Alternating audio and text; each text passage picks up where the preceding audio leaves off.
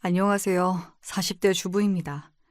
남편의 말만 듣고 살다가 친정까지 폭망할 뻔했어요. 사업자금 50억. 친정 부모님이 죽도록 모아둔 돈을 낼름 먹고선 나 몰라라 하는 겁니다. 야, 요양원이 전문적으로 치매 치료하는데 우리 거 왜 모셔? 잘 모신다고 했지 모시고 산다고 했냐? 그리고 고작 50억 주고 왜 난리야? 뭐라고? 말을 그따위로밖에 못해? 너 50억 주기 전엔 어떻게 했어? 입안에 혀처럼 굴더니 이렇게 바뀌냐? 절박하면 뭘 못해. 그리고 너 치매 노인이랑 살 거야? 아님 나랑 살 거야? 노선을 잘 정해라. 저렇게 말하는 남편을 가만히 둘 수 있나요? 제대로 복수를 시작했죠. 오늘 제가 어떻게 남편에게 한 방 먹였는지 알려드릴게요. 우리 부모님 자산 50억.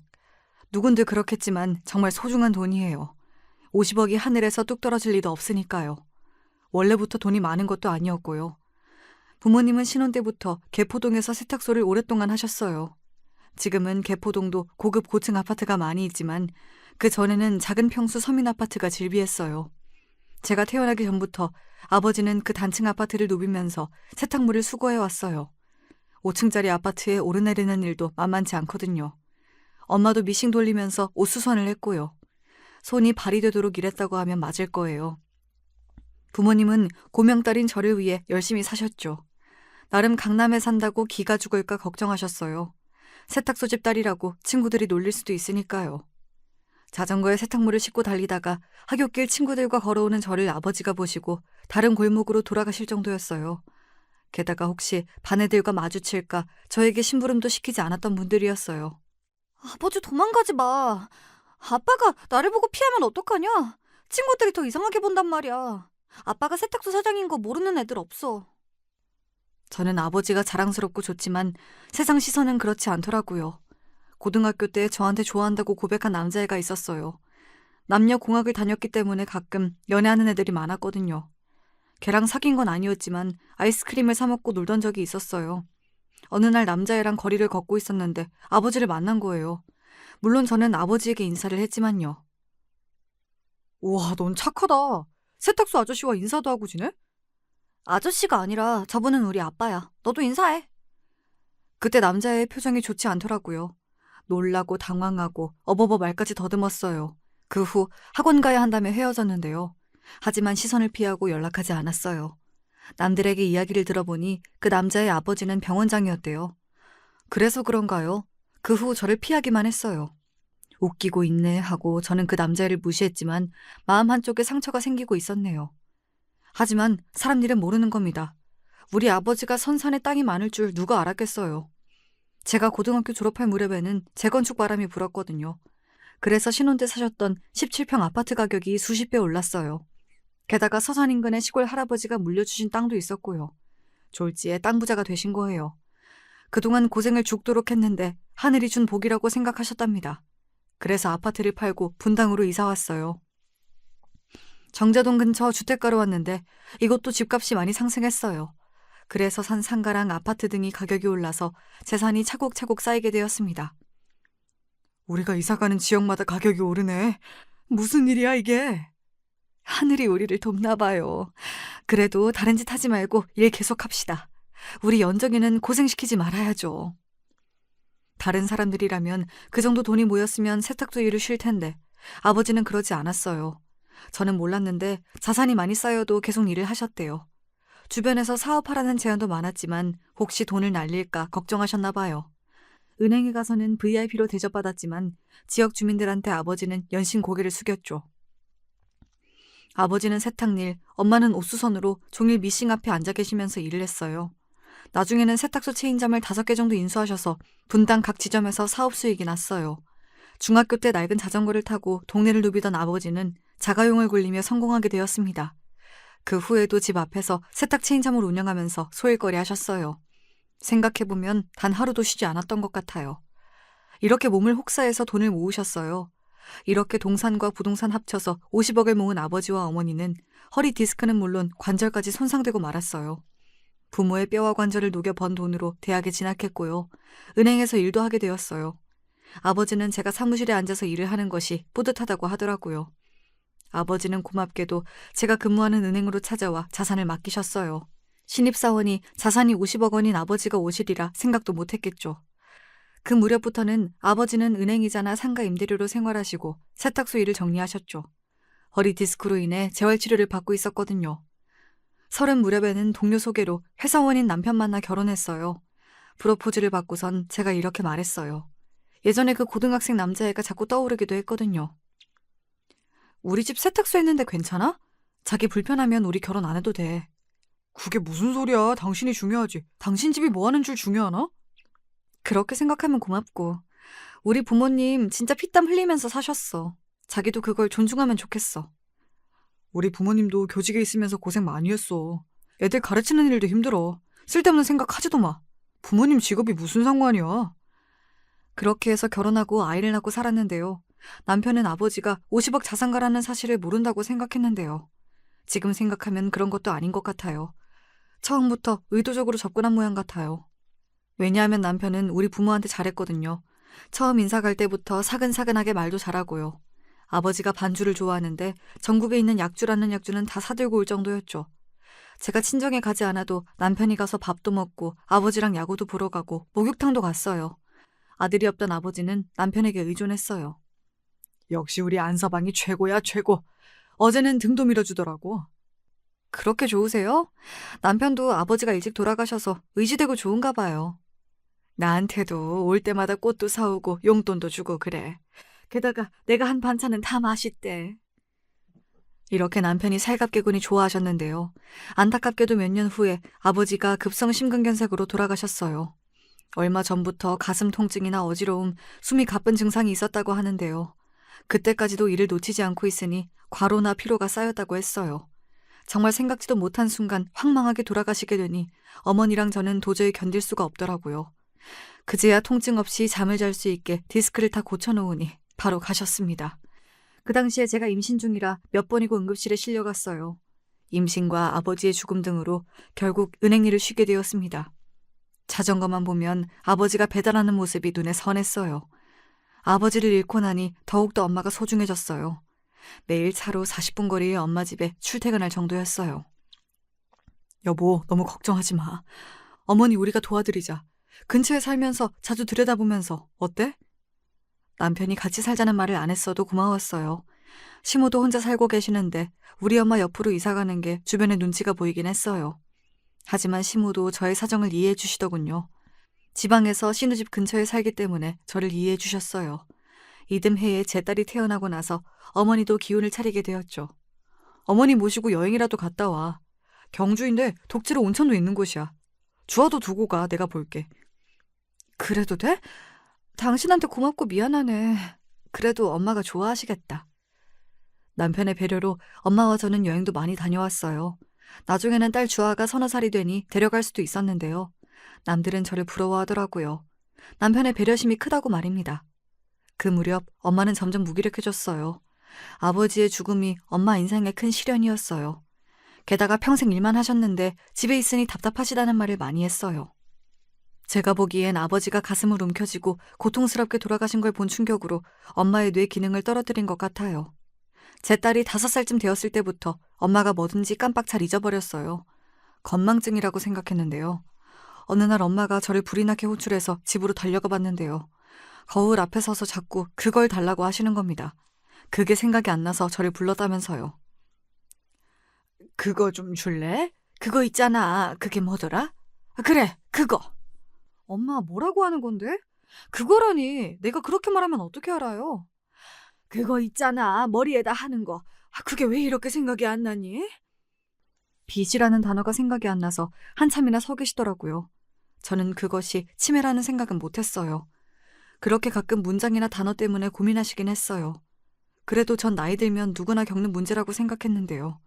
그렇게 몇 년이 지나고 나니 엄마의 증상이 이상하다는 것을 느꼈어요.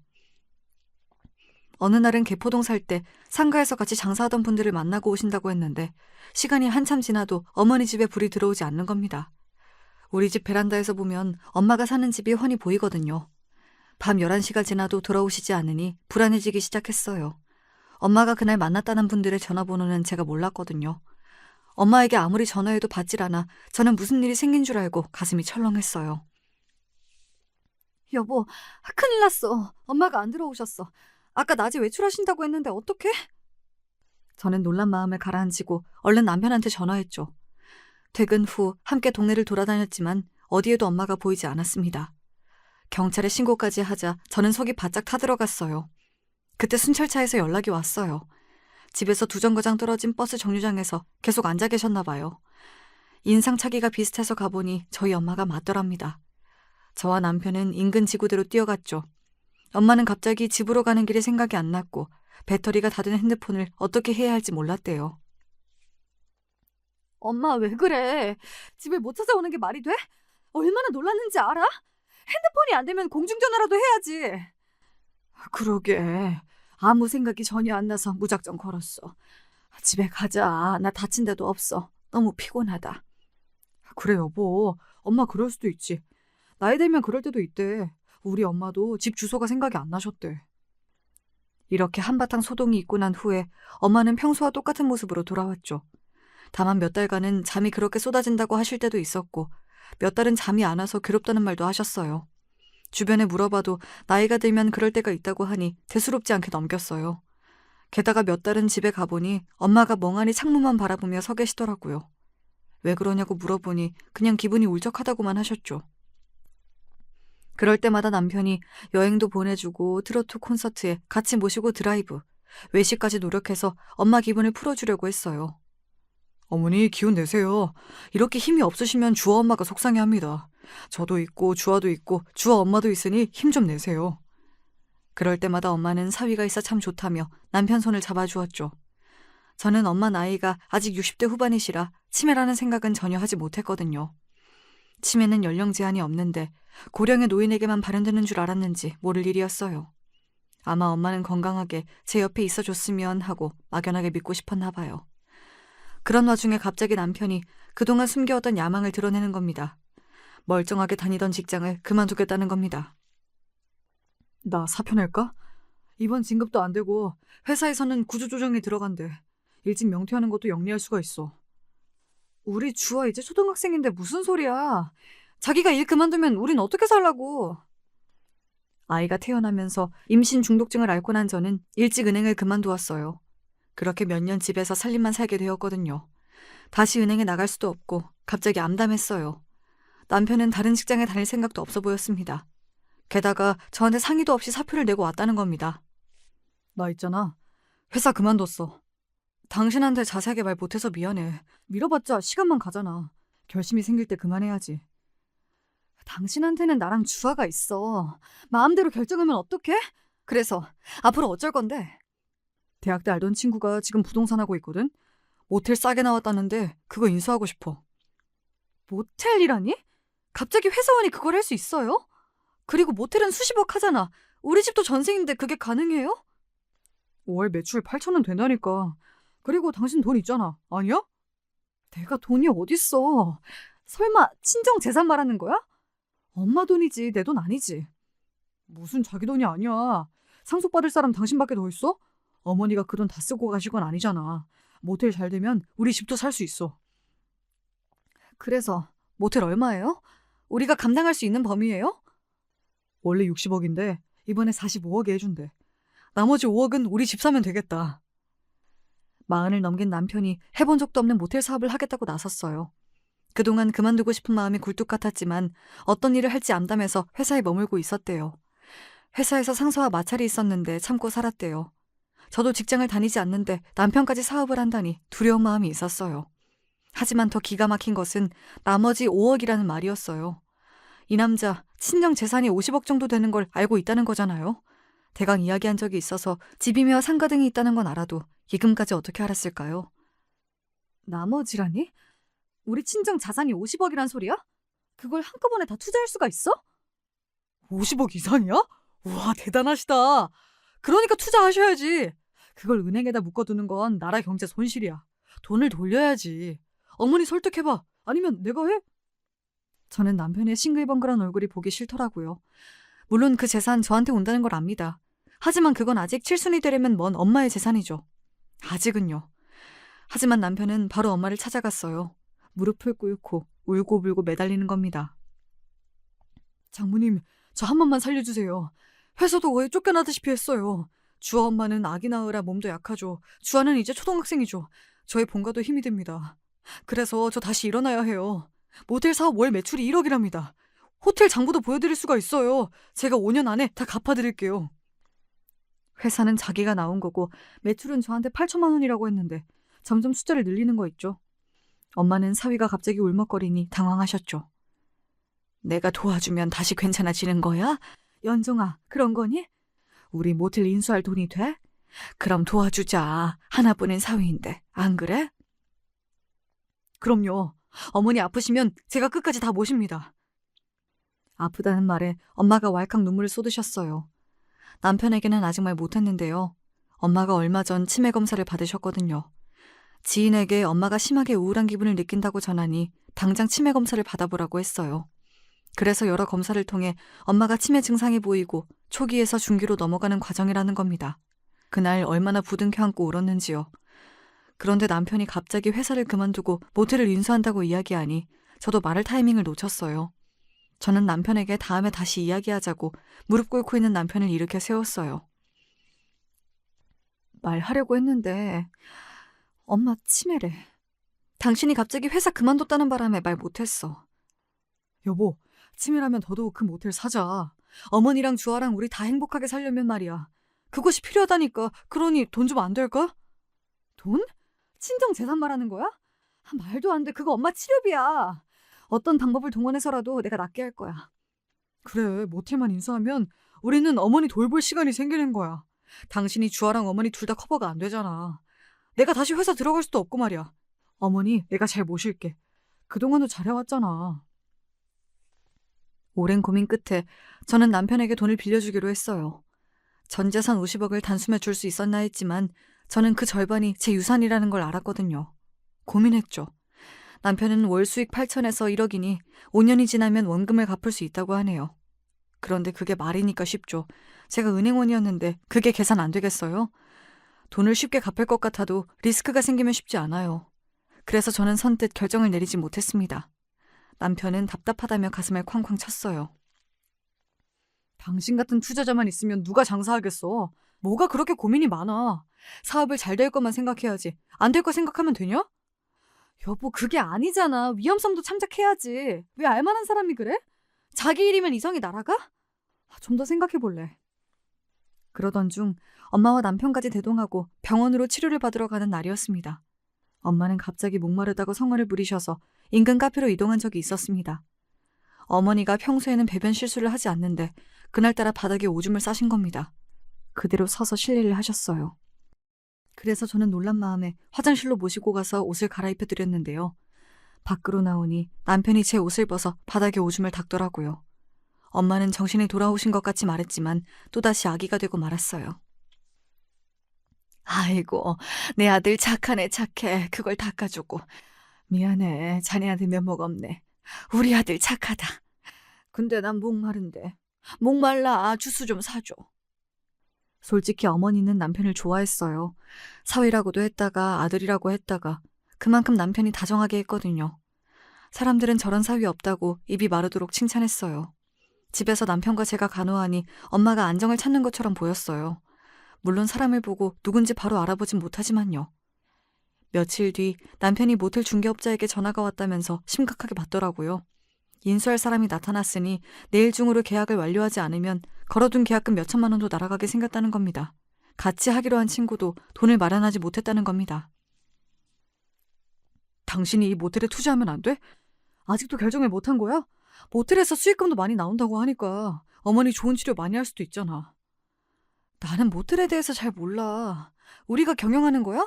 그렇게 일하면 어머니는 누가 모셔? 월 수익이 1억 가까이라는데 월급 사장이나 관리인을 둬야지. 매달 1억이면 투자금도 5년 안에 회수된다. 아니야? 그럼 5년 안에 다시 원금을 돌려줘. 알겠지? 이 돈 날리거나 없어지면 정말 속상해. 어쩐지 내가 함부로 쓰기가 어려워서 그래. 어머니 우리가 함께 모시려면 이 모텔 일밖에 없어. 내가 직장을 구해봐. 자기 혼자 감당이 돼? 우리 주아도 손이 많이 가잖아. 남편은 그 당시만 해도 어머니를 함께 돌볼 것처럼 호언장담했어요. 그래서 부동산에 찾아가 모텔에 대한 정보를 들어봤고요. 주변 상권도 조사했죠. 몇 시간 차를 대고 모텔 앞을 서성였는데요. 손님이 제법 많이 들어가더라고요. 밤이 되니 32개의 방에 거의 다 차더라고요. 주말도 아닌데 말이에요. 결국 저는 은행으로 가서 아버지가 상속해 주신 돈을 찾아왔어요. 또한 어머니의 이름으로 되어 있는 상가랑 아파트를 담보로 융자를 받아 결국 모텔을 인수했습니다. 어머니 정신이 오락가락했지만 며칠 인지 능력이 돌아올 때도 있었거든요. 어머니는 당연히 사위에게 뭐든 다 해주라고 하시더라고요. 아무리 아프셔도 자기한테 잘해준 것을 잊지 않았나 봅니다. 진짜 고마워. 내가 당신 엄마한테 더 잘할게. 나만 믿어. 엄마의 치매를 온몸으로 아파하며 같이 울어주던 사위에게 엄마는 자산 50억을 투자하기로 마음을 먹었어요. 저한테 상속분을 먼저 예금으로 주셨고요. 나머지 아파트와 상가 등을 이용해 융자 받았어요. 그래서 남편 말대로 집도 사고 모텔도 인수하게 되었죠. 엄마가 그런 결정을 하고 변호사를 통해 여러 공증을 거칠 때는 치매가 없을 정도로 정상적인 상태에서 이루어졌어요. 저는 모텔을 인수했다며 여러 부동산 증명서를 내미는 남편을 보니 왈칵 눈물이 솟았어요. 평생 부모 등골 빼먹다가 이제 남편 사업 자금으로 자산을 처분한 느낌이었거든요. 왜 울어? 나 모텔 인수하면 우리 돈 더 많이 번다니까? 그 돈 우리 엄마 아빠 피땀 모아서 만든 돈이야. 아버지가 살아계시면 좋을 텐데 이런 걱정을 내가 하니 걱정이 많아. 내가 있잖아. 모텔 인수하고 어머니 우리가 계속 모실 건데. 치매가 점점 심하면 우리가 할 수 있을까? 나는 무섭고 자신이 없어. 내가 있잖아. 어머니 우리 아니면 누가 모셔? 내가 다 할게. 저는 그런 말을 해주는 남편이 고마웠어요. 그러면 그럴수록 남편은 부평역 근처에 있다는 모텔의 전경사진을 자꾸 저에게 보여주는 겁니다. 이제 여기서 매출로 부모 자산 다 갚고 우리도 부자가 된다고 말입니다. 남편이 호텔을 인수하고 간단하게 리모델링하고 새 간판을 달고 바빠질 무렵이었어요. 어느 날 갑자기 엄마가 제 얼굴을 못 알아보았어요. 누구냐고 묻더군요. 한참을 기억이 안 돌아오는 겁니다. 엄마를 붙잡고 얼마나 울었는지 몰라요. 시간이 지나자 또 제정신이 돌아오시는지 연정아 배고파 하시는 겁니다. 제가 얼른 상을 차렸는데요. 엄마가 평소에는 바느질을 좋아할 만큼 정적인 분이었어요. 그런데 덤벙거리고 부산하게 행동했어요. 그러다 국그릇을 엎었는데요. 저희는 그 무렵 엄마 집하고 저희 전세금, 자산까지 합쳐 큰 평수의 아파트를 샀어요. 저는 그걸 당연히 엄마를 모시고 사는 걸로 이해했어요. 이사 갈 날을 얼마 안 남기고 문제가 터졌어요. 하교하는 딸아이를 데리러 간 사이에 엄마가 집을 나가버렸죠. 의사 말로는 갑자기 나빠질 수가 있다는데 갑자기 안 하던 행동을 계속했어요. 몇 시간을 남편과 함께 헤매며 찾아다녔는데요. 택시를 타고 예전에 살던 개포동까지 갔다고 하네요. 겉으로 봐서는 엄마가 멀쩡해 보이거든요. 연정아, 여기가 어디냐? 정신이 하나도 없어. 근데 아빠는 어디 계셔? 저는 엄마를 보고 목 놓아 울었어요. 평생 고생을 했지만 자산이라도 모아둔 엄마지만 이렇게 아프면 어쩔 도리가 없었어요. 의사는 이사는 나중에 하라고 해서 넓은 집에는 남편과 아이만 짐을 옮기고 제가 엄마 집으로 들어갔어요. 그렇게 시간이 지나 모텔 개업식 날이 되었습니다.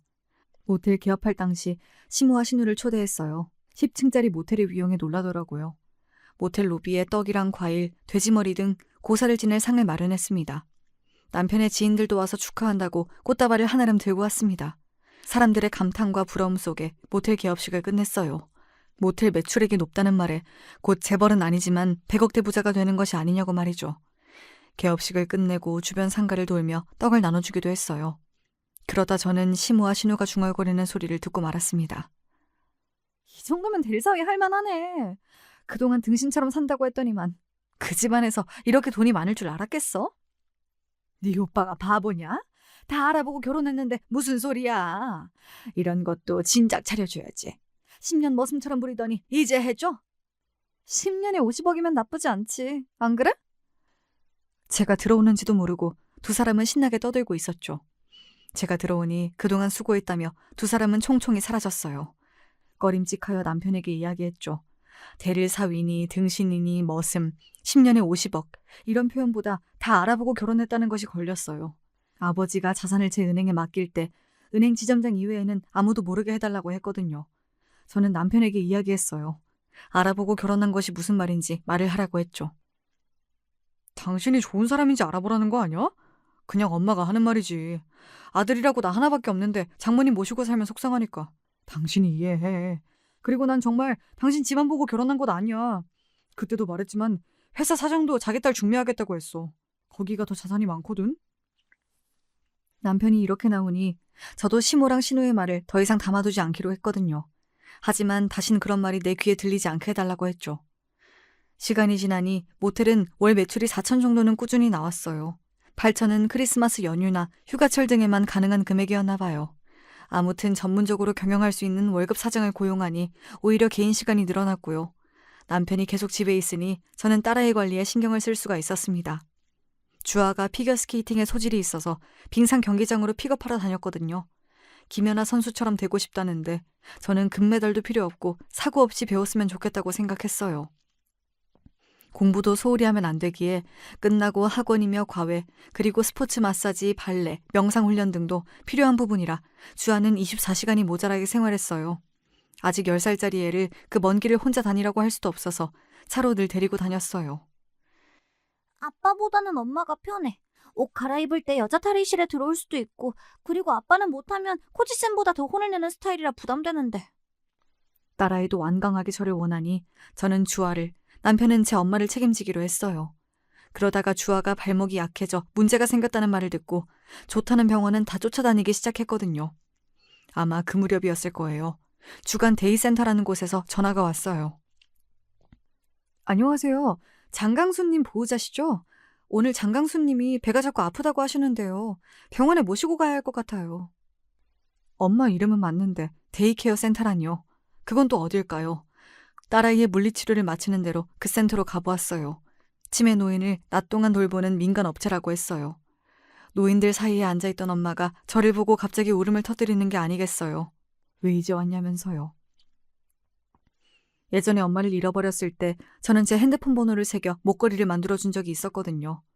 유아 미아 방지 목걸이처럼요. 센터 쪽에서는 남편에게 계속 전화해도 받지 않았다고 했어요. 집에서 엄마를 돌보겠다고 저랑 약속했는데 데이케어 센터라니요. 물론 그 시설이 나쁘다는 건 아니에요. 하지만 저랑 상의도 없이 이럴 순 없다고 생각했어요.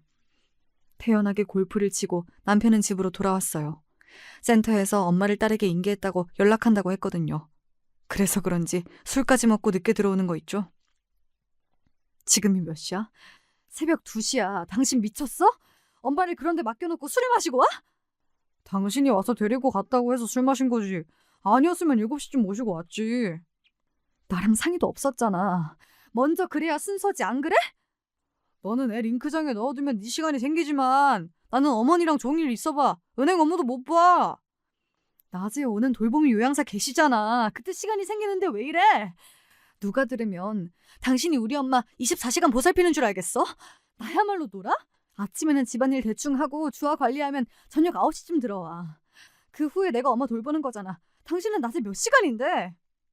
치매를 무조건 집에서 돌봐야 한다는 생각을 접어. 거기 센터에서 24시간 보살피면 도움이 된다니까? 좋은 프로그램이 얼마나 많은데. 요양사도 자주 바뀌고 저번엔 갑자기 소리를 질러서 이웃에서 인터폰도 왔어.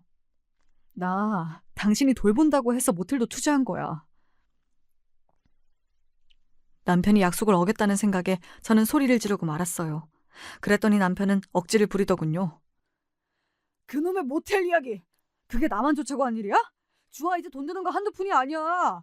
그리고 어머니도 다른 질병 없이 치매니 20년 이상 사실 수도 있어. 그리고 우리 노후 대책? 그거 다 모텔에 달린 거야. 당신 인생이 달려있다고. 무슨 소리야. 당신이 엄마 잘 모신다고 해서 준 거라고 몇 번을 다짐 말았는데. 안 모신 게 뭐야. 안 한 게 뭔데.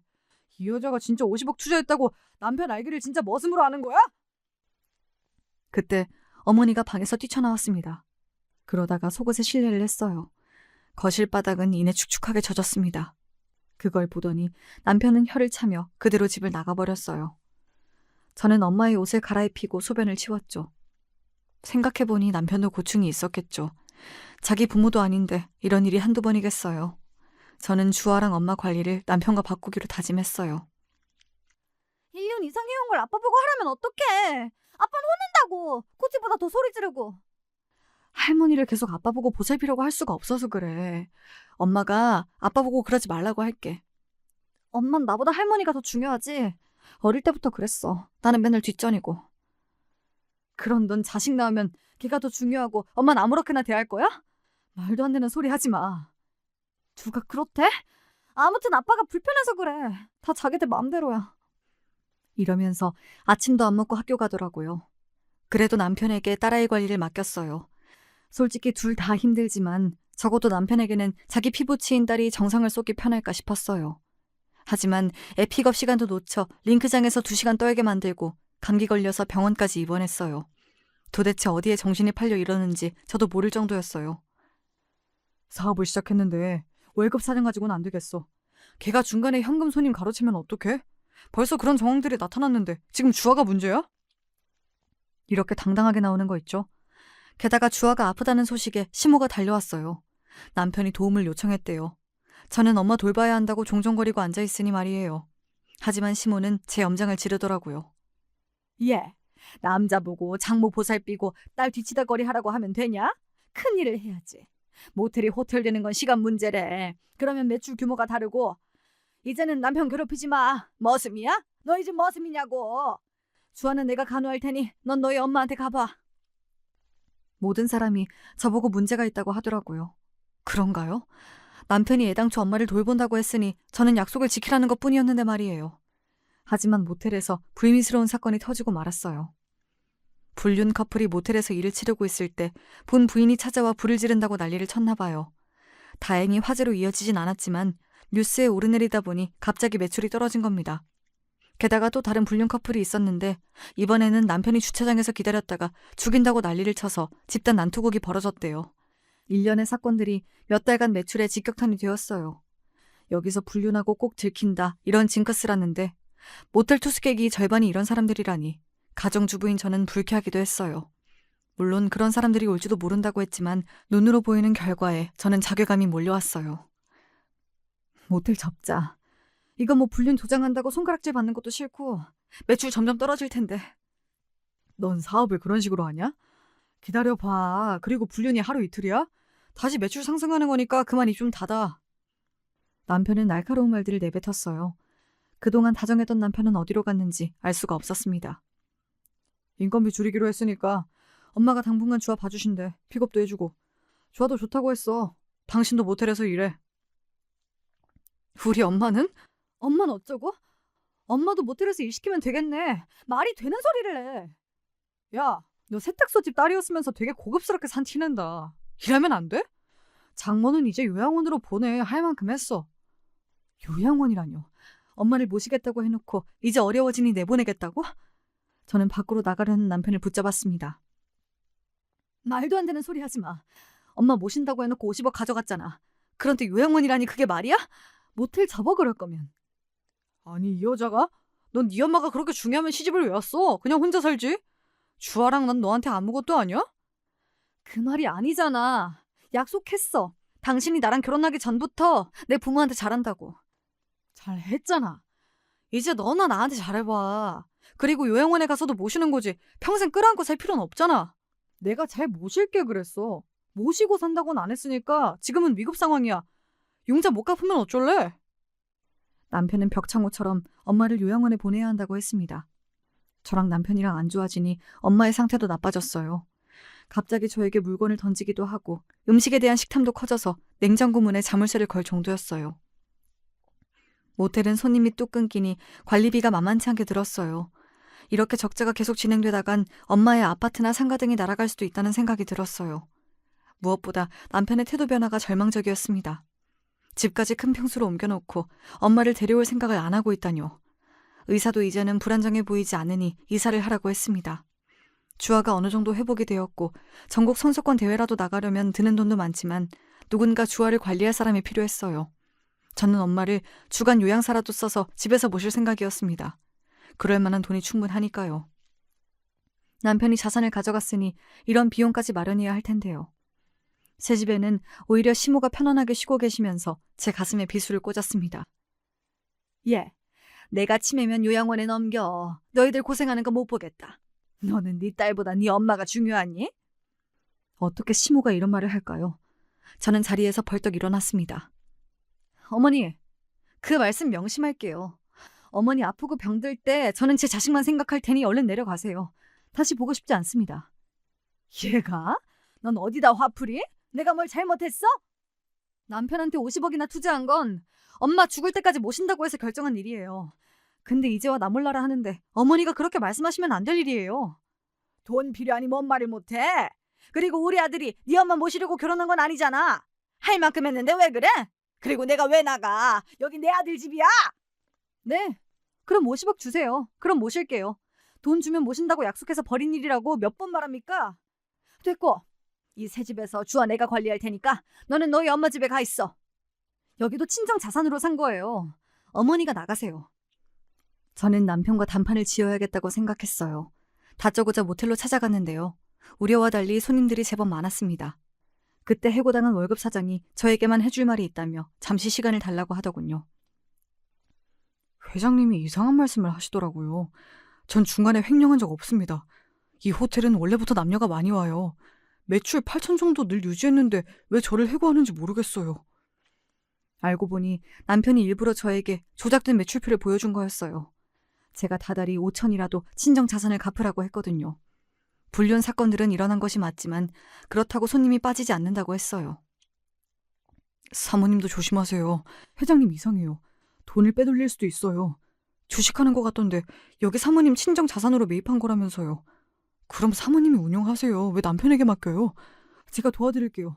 명함 드릴 테니 필요하시면 연락하시면 돼요. 저에게 매출 금액을 속이고 모텔이 힘들다고 거짓말하는 남편을 찾을 수 없어 집에 돌아왔어요. 집으로 오는 요양사 간병인이 저한테 그동안 감사했다고 인사를 하더군요. 엄마 어디 갔어요? 엄마가 어디에도 보이지 않아요. 남편분이 모시고 나갔어요.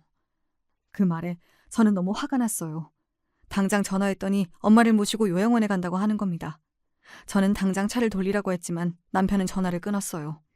보호자 허락도 없이 엄마를 데리고 갔다고 저는 고발이라도 할 참이었는데 엄마를 태운 남편 차량이 멈췄습니다. 요양원 구경하고 왔어. 시설도 좋던데? 그렇죠, 어머니. 우리 거기서 지내볼까요? 남편은 가증스럽게 엄마에게 웃으면서 말하네요. 엄마는 남편의 성화에 못 이긴 척 고개를 끄덕였어요. 피죽도 못 먹은 사람처럼 멀건 얼굴을 한 엄마를 보니 속에서 우라가 치밀었어요. 저는 화가 나서 남편의 뺨을 갈겨버렸어요. 죽어도 거기 안 보내. 너랑 이혼할 거야. 남편은 갑자기 맞은 것에 화가 났는지 대답도 없이 저를 밀치고 사라졌습니다. 저는 늦은 밤이라도 아버지 일을 봐주던 변호사를 만났습니다. 이혼 후 재산을 다 가져오고 싶다고 했어요. 그리고 남편이 매출 전표를 속였고 중간에 횡령한 것도 말해줬어요. 모텔이 제 명의로 되어 있었기에 가능한 일이었죠.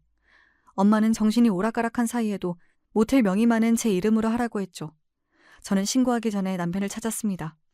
월급 사정의 도움으로 남편이 몇 개월 동안 빼돌린 금액이 있다는 증거문서를 내밀었죠. 콩밥 먹기 싫으면 집 내놓고 그대로 나가. 주아는 당연히 내가 키우는 거고. 너 진짜 이혼할 거야? 미쳤구나. 그 모텔 네가 운영하게? 그게 될 것 같아? 검찰에 갈래. 너 같은 사기꾼은 경찰 수사도 필요 없어. 그냥 검찰에 가서 네 자산을 동결시켜야 정신 차리지? 미안해. 엄마 모시자. 됐지? 내가 당신이 빨리 친정 자산 갚으라고 하니까 주식 투자 좀 했지. 그러니까 아파트 두고 나가라고. 그냥 이혼해. 횡령은 넘어갈게. 너 잘났다. 그래 이혼하자. 됐지? 다 두고 나간다. 저는 그날 남몰래 피눈물을 흘렸습니다. 그동안 우리 집에 자란 것도 혹여 자산 때문인가 싶었습니다. 그래서 다음날 저는 남편을 소개해준 동료를 어렵게 찾아가서 물어보니 자기는 제 아버지가 자산이 50억이 있다는 사실도 몰랐답니다. 알고 보니 동료가 아니라 남편이 회사 일로 업무를 볼 때 자기 회사 사장이랑 은행장 이야기를 직접 들었다고 남편이 이실직고하네요. 창구 3번의 직원 아버지, 자산 50억 자산가라고. 그 이야기는 자수성가와 부동산 이야기를 하다가 나온 말이었대요. 어쩐지 남편은 저를 만나고 싶다고 창구 3번에 얼마나 들락거렸는지요. 게다가 그 당시 사귀는 여자도 정리했대요. 그 말을 들으니 배신감으로 한동안 밥맛도 없었어요.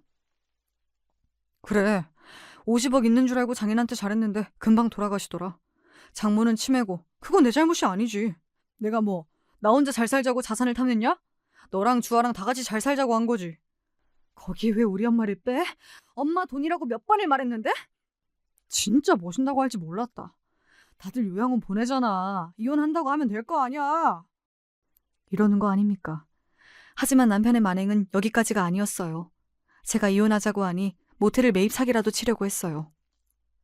모텔을 10억에 판다고 소문을 내놓고 작자가 나타나면 가짜 계약서로 팔고 나서 그 돈 갖고 도망치려고 했다고 해요. 월급 사정이 다급하게 연락이 오지 않았다면 난감할 뻔했어요. 이건 10억 사겠다는 사람이 신고했기에 남편은 경찰서로 끌려갔어요. 저는 남편과 이혼 서류를 작성했어요. 남편은 구치소에서 서류에 사인을 했죠. 모텔은 제 명의였고 집도 제 명의라 무사히 친정 자산을 보존했어요. 결국 사기를 치는 사람은 뭔 짓을 해서라도 경찰에 잡혀가네요. 초범이라 불구속으로 풀려나 저랑 이혼하고 남편은 사라졌어요. 시모는 초반에 남편을 구명하라고 저에게 난리를 쳤지만 저는 눈 하나 깜짝 안 했어요. 병든 엄마랑 저리 가서 살라고 하셨잖아요. 잘 사세요. 저도 제 갈 길 갈게요. 아가야, 내가 잘못했다. 너희 남편 나쁜 놈 아니잖아. 자식 데리고 살아보려고 하니 이것저것 잘못이 생긴 거지. 한 번만 봐줘. 그동안 충분히 봐줬어요. 기만하는 것도 한도가 있죠. 그만 가보세요. 멀리 안 나가요. 저는 시모를 받아주지 않았어요. 처음에는 울부짖다가 그대로 가시더라고요. 이제야 엄마를 큰 집에 모셨고요. 입주 간병인을 구해서 함께 돌봤습니다. 요양원이 나쁘다는 게 아니었어요. 하지만 엄마는 요양원이 아니라 집에서 충분하게 돌봄이 가능한데 굳이 갈 필요가 없는 게 아니겠어요. 특히 남편이 자기가 모신다고 사업 자금을 달라고 했다면 말이에요. 치매는 마음이 편안하면 증상이 심해지지 않을 수가 있대요. 혼자 집에 계실 때는 대변 실수도 하시더니 큰 집에서는 저와 주아까지 있으니 실수 없이 화장실 간다고 이야기하십니다. 주아는 저랑 다른 돌보미를 구해 번갈아 가면서 도움을 주고 있어요. 주아야, 섭섭하게 생각하면 안 돼. 할머니는 엄마 키우느라 고생 많았어. 그래서 엄마가 갚는 거야. 알겠지? 나중에 아빠 볼 날이 있을 거야. 그래도 주아를 끝까지 생각했어.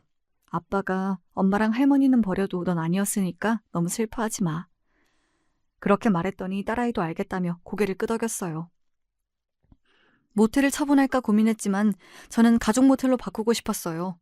다들 번화가에 무슨 난리냐고 했지만 1, 2층은 가족 단위 음식점, 3, 4층은 카페나 책방들이 들어오게 하고 그 위에는 가족 단위 투숙객 등에게는 할인 서비스를 하기로 했죠. 모텔에 누가 숙박을 하던 자유지만 가족이란 단어 앞에 막상 들어가기 어색할 수 있잖아요. 매출에 커다란 손실이 있어도 주아에게 부끄럽지 않게 살고 싶었어요. 남편의 본심은 50억을 갖는 것은 아닐 수 있어요. 하지만 엄마를 모시기 싫다는 게 저는 더 충격이었어요. 처음부터 잘해주지 말던지요. 다 할 것처럼 해놓고 받을 것 다 받고 약속을 안 지키면 어떡합니까? 남편은 시골에서 모텔 청소를 한다고 해요. 모텔에서 일하고 싶었는데 잘됐다고 생각했어요. 지금까지 제 이야기를 들어주셔서 감사해요. 도깨비 방망이라도 있으면 엄마 안 모신다고 했을 때 늘씬하게 다듬어 줄 텐데요. 그래야 시원한 복수잖아요. 하지만 제 마음속에서 남편은 영원히 지워졌으니 완벽한 복수겠죠. 이야기 들어주신 분들도 댁내 평안하시고 행복하세요.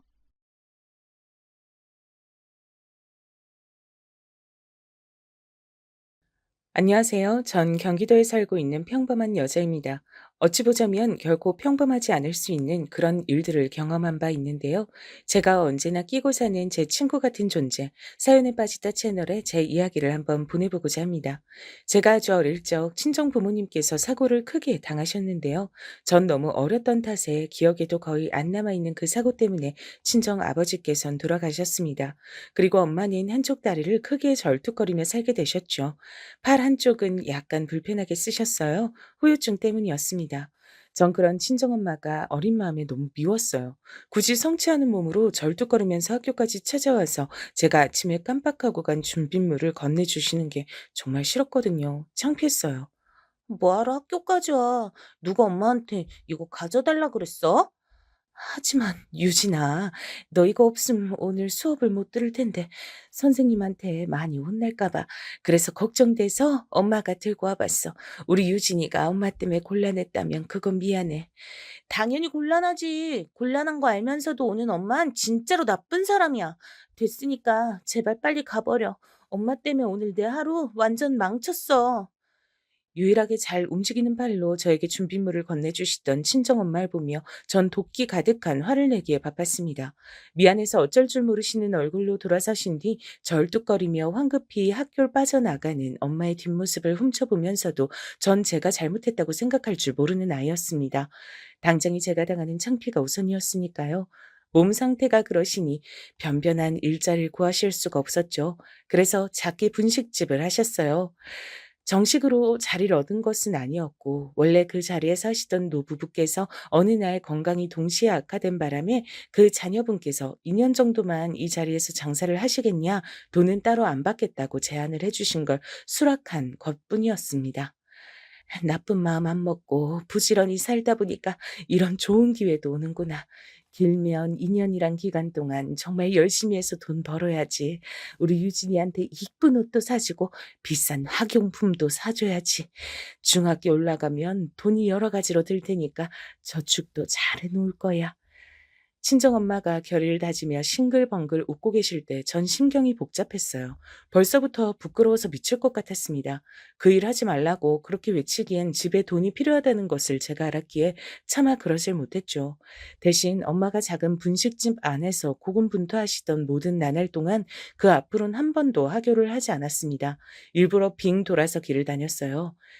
유진아, 학교 마치고 들러 떡볶이 좀 먹고 그래. 나 떡볶이 별로 안 좋아해. 안 먹고 싶어. 그래? 떡볶이 좋아하는 거 아니었어? 엄마가 알기론 우리 유진이가 떡볶이 귀신인데 이상하네. 엄마가 떡볶이 잘 만들어. 그니까 맛 좀 봐. 전에 팔던 맛보다 더 맛있다고 애들이 그렇게 말을 해주더라. 우리 유진이도 학교 끝나고 떡볶이 한 컵 먹으면 좋을 텐데. 아, 싫다는데 왜 자꾸 그래? 창피하다고, 쪽팔린다고. 그니까 제발 친구들 앞에서 내가 엄마 딸이란 거 광고 좀 그만하라고. 그런 거였구나.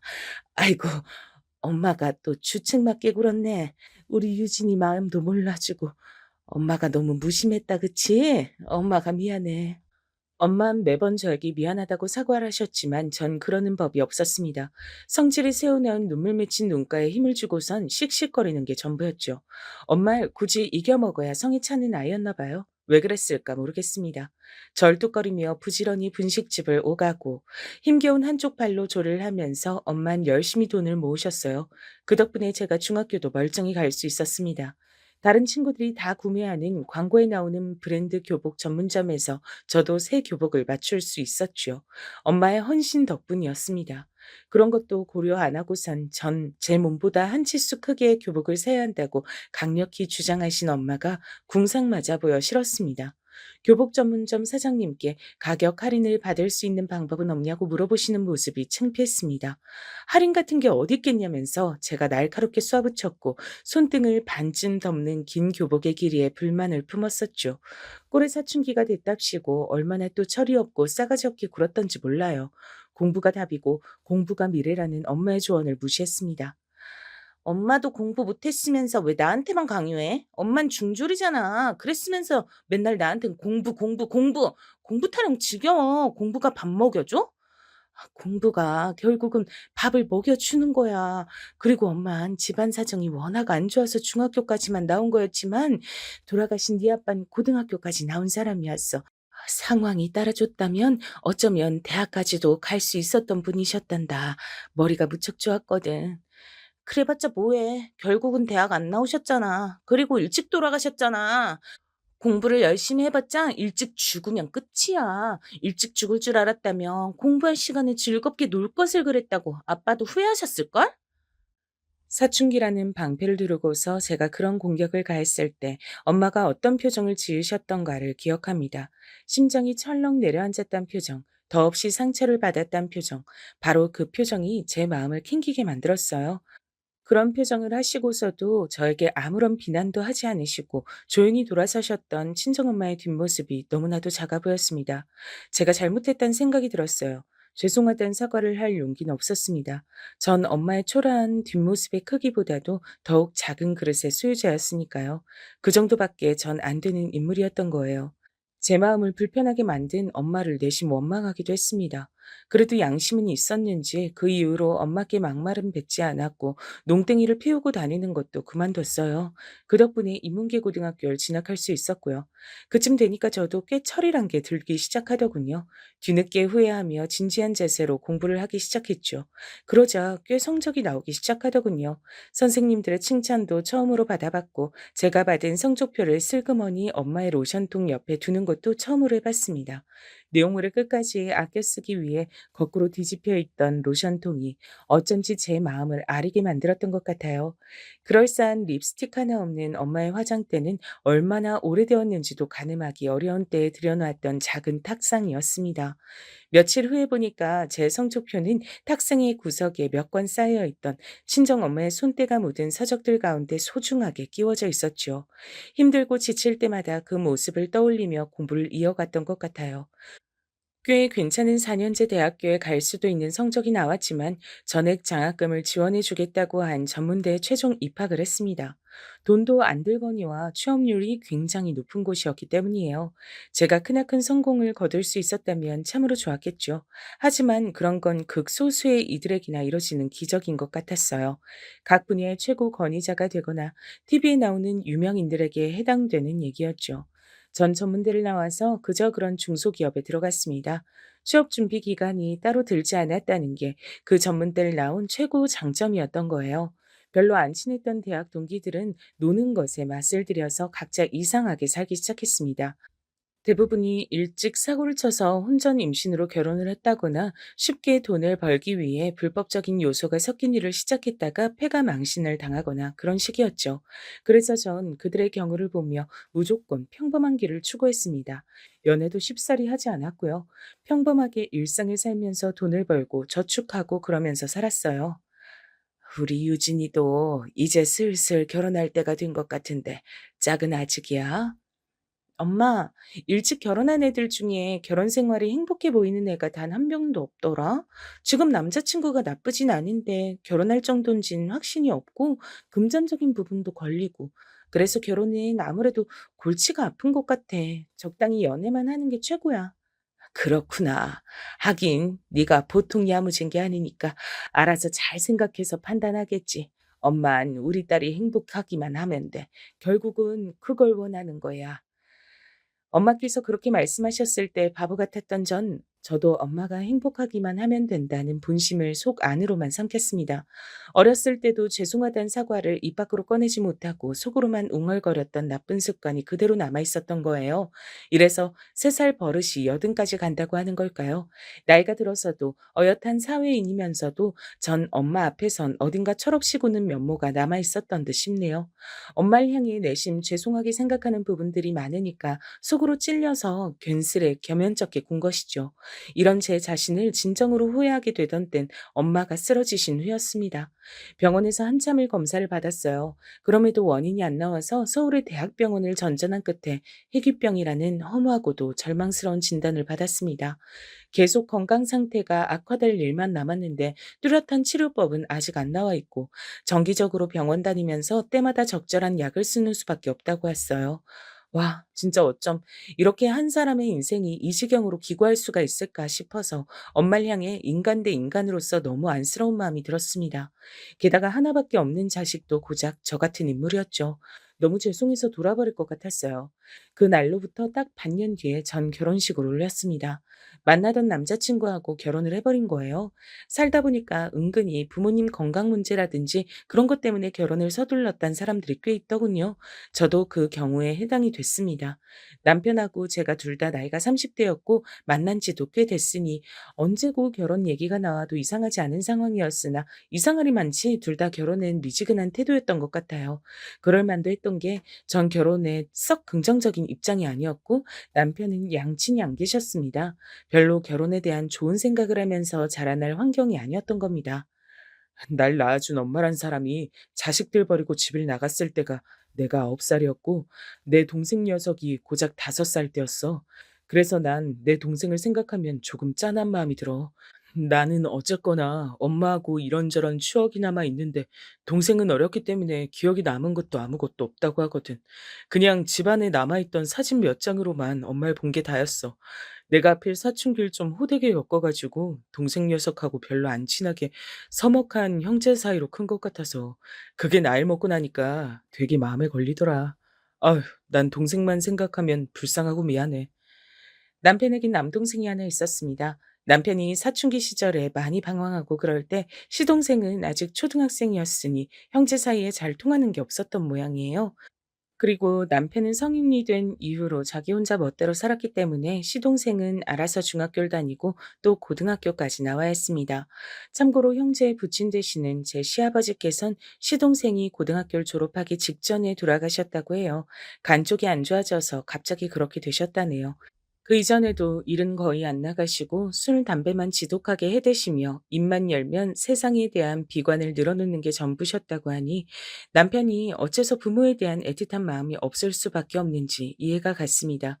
남편은 20대 후반에 들어서 인맥을 통해 꽤 괜찮은 회사에 들어갔다가 그때부터 마음 완전히 다잡고 열심히 일을 하면서 인생을 성실하게 사는 맛을 깨우쳤다 그랬어요. 그러면서 저와 연애도 하게 됐던 것이고요. 남편이나 저나 돈을 많이 모으고 풍족하게 살 조건들은 아니었죠. 어찌 보자면 수준이 아주 비슷했습니다. 그래서 만나는 동안 서로 불편한 게 없었고 서로가 엇비슷하다고 생각했기 때문에 결혼을 별로 입에 올리는 바가 없었습니다. 결혼이 인생을 더 나은 곳으로 이끌어줄 선택지라는 확신이 크게 없었기 때문입니다. 하지만 전 엄마의 희귀병 앞에서 조급해졌고 결혼을 했습니다. 막상 하고 나니까 예상보다 마음이 편안해서 놀랐어요. 이래서 다들 결혼을 하고 사는구나. 결혼하기 전까진 아무리 잘 사귀고 있어도 그냥 교제를 하는 상대일 뿐이었는데 결혼을 하고 나니까 이 남자가 내 가족이 됐어. 이제 남이 아닌 거야. 진짜로 나에게 가족이 하나 더 생긴 거야. 엄마뿐이었던 저의 인생에 다른 가족이 하나 더 생겼다는 실감이 났을 때부터 왠지 모르게 남편의 존재가 더욱 소중하게 여겨졌습니다. 좋아하는 마음은 좋아한다고 말을 뱉고 난 이후부터 진짜로 시작된다는 표현을 들어보셨나요? 제가 마치 그런 현상을 겪고 있었어요. 결혼 전엔 진지한 생각이 없었지만 결혼을 하고 나니까 많은 것들이 귀중하고 애틋하게 여겨졌습니다. 남편에게 최선을 다하며 잘 살아보겠다는 다짐이 저절로 들더군요. 그리고 저에게 새로 생긴 가족은 남편뿐만이 아니었어요. 남편의 유일한 형제인 제 시동생도 해당이 됐고요. 거기에 또 한 명이 더 있었습니다. 시동생의 아내, 제 동서였습니다. 제가 느끼기론 제 남편은 말로만 불쌍하고 미안한 내 동생이라고 하는 거지 막상 행동으로 그것을 드러내는 사람이 아니었어요. 그렇게 할 수 있을 정도로 유연하고 부드러운 사람이 못 됐습니다.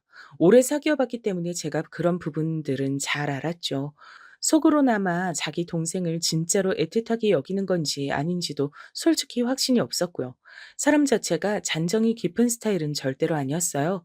암튼 남편이 자기 동생하고 그저 그렇게 지내는 형국인데 제가 뭐라고 시동생과 절친하게 지내겠나요? 딱히 그럴 건덕지가 없었죠. 시동생이 하도 내향적이고 내성적이며 낯을 가리는 사람이기도 해서 제가 먼저 다가가기도 굉장히 머쓱해졌습니다. 형하고 동생이 그렇게 다르더라고요. 남편도 그렇게까지 말수가 많은 사람은 아닌데 시동생은 자기 형이 말 10마디를 할 때 자긴 간신히 한마디 하는 축이었죠. 여러분, 대리효도라는 말을 혹시 한 번쯤 들어보셨을까요?